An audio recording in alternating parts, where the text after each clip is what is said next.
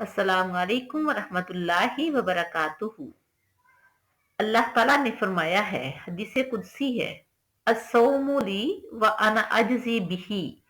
रोजा मेरे लिए है और इसका अजर मैं खुद दूंगा।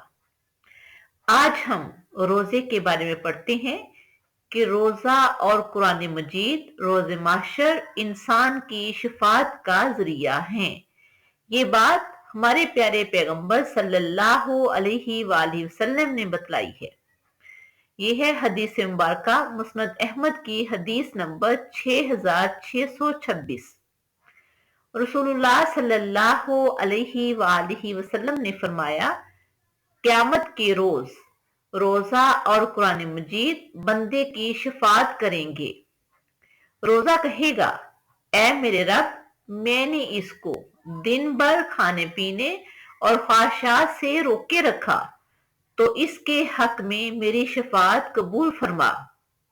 और कुरान मजीद कहेगा, ऐ रब, मैंने इसे रात को सोने से रोके रखा, तो इसके हक में मेरी सिफारिश कबूल फरमा। बस दोनों की शफात कबूल कर ली जाएगी।